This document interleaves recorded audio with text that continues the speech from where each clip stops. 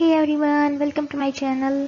Today in this video I'll be talking about the types of myths in the play Naga Mandala by Girish Karnad. So let's get started.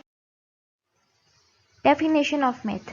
Myth is a type of story in which some characters are gods and other powerful beings than the ordinary people, and stories of unascertainable origin helping to explain religious beliefs.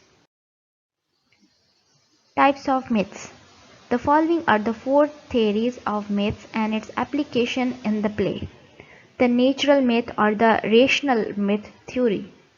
It states that myths were made to better understand of natural events and forces that occurred in the everyday lives of people. For example, there is a myth in the village that after the lamps are put out, the flames join together in a remote area and gossip about their own houses and masters. The dramatist or the man who comes in the prologue see and listen to the talking of the flames.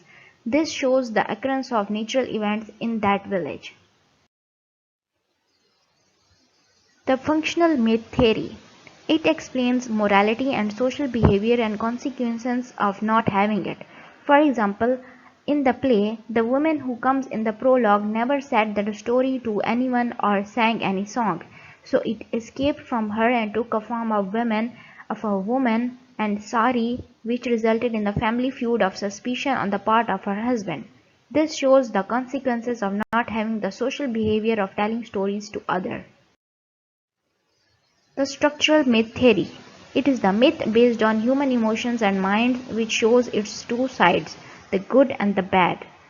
For example, Naga's visit to Rani's house consoled her from isolation and mental distress, and his way of speaking gave her solace from her agony and anguish. Though Naga knows that Rani is not his wife, he indulges in physical contact. Rani becomes pregnant, which earned her the name of a whore.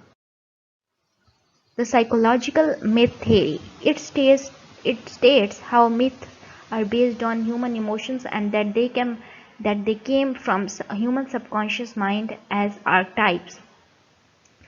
Rani's isolation leads her to daydreaming, in which she questions Apanna and gets answers from an eagle. There she craves for parental affection. This shows the universal feeling for a child and Rani's quest for companionship from her subconscious mind. The myth of chastity. Naga Mandala challenges the concept of female purity, the chastity test. It thus problematizes the question of chastity by differentiating between the real essence of chastity and social acceptance of an individual as chaste.